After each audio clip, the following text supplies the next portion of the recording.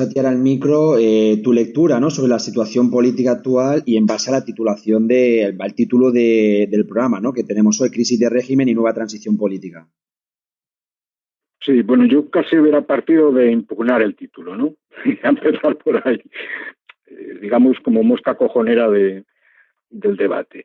Yo lo hubiera titulado algo así de cómo nos entretienen con los progres con la crisis de régimen y la nueva transición. Luego hubiera apuntado un hecho. Cuando hablamos de crisis de régimen, ¿de qué estamos hablando? ¿Estamos hablando del régimen institucional, es decir, de la superestructura política del sistema, o estamos hablando del régimen capitalista? Porque parece que se habla de la crisis económica y su impacto, pero al final se acaba llevando al régimen institucional. Bien, aquí hay una paradoja evidente, es decir, vivimos una de las mayores crisis capitalistas de la historia y, sin embargo, el discurso de los progres, lo siento, yo ya no hablo de izquierdas, hablo de progres. Creo que lo que antes eran las izquierdas se han convertido en progres, y entonces lo que queda para mí como opciones realmente transformadoras son la corriente de pensamiento comunista, con todas sus crisis internas que son enormes, como algo radicalmente distinto del sistema capitalista.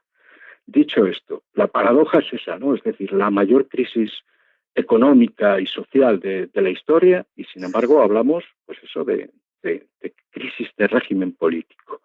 Bien, resulta que el 13,1% de los trabajadores españoles están en riesgo de pobreza. El 40% de los 4 millones de parados, aproximadamente unos 1.600.000, no reciben prestaciones de desempleo.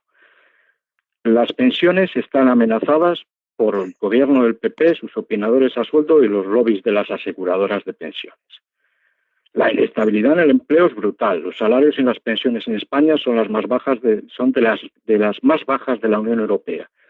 Y este año pasado han muerto por accidentes laborales 607 trabajadores españoles y extranjeros, perdón.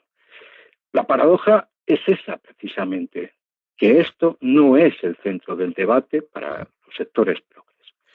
Yo no creo que haya crisis de régimen político. Lo que hay es una cierta crisis de representación de los dos actores principales históricos que iniciaron la transición, que no nace del año 78, sino antes.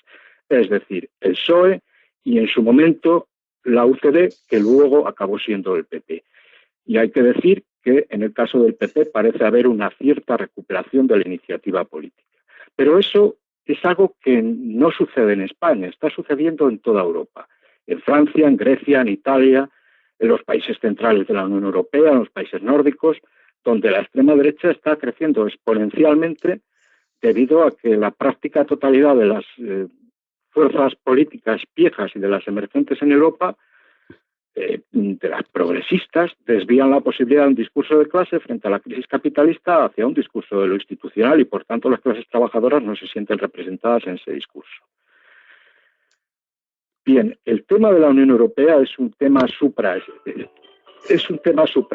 es decir, es un tema que no tiene nada que ver que no tiene nada que ver con la crisis específicamente española en aspectos como lo que se ha nombrado como el desafío catalán, la propia crisis del PSOE, la crisis de la monarquía, etcétera. Cada país tiene los factores concretos que explican su propia crisis institucional, pero todo ello tiene que ver con la gobernabilidad en un contexto de una crisis económica brutal. Bien, dicho esto, hay que decir que si la monarquía hace 2 años y medio estaba en una crisis total, tras la dimisión del anterior rey, hoy está recuperando credibilidad entre gran parte de los españoles. Hay que decir, a pesar del caso Noos y a pesar de que recientemente nos hayan aclarado, o hoy mismo, que Urdangarín no irá a la cárcel finalmente. Las instituciones mejor valoradas, según el CIS, son los cuerpos de seguridad del Estado y las Fuerzas Armadas.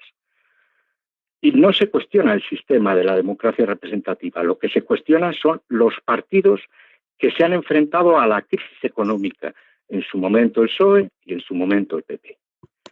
Creo que en cuanto a lo que sería la crisis de régimen Y la segunda transición tendría algo más que decir, pero habrá posibilidad en el debate de apuntar sobre estas cuestiones y ahondar en ellas.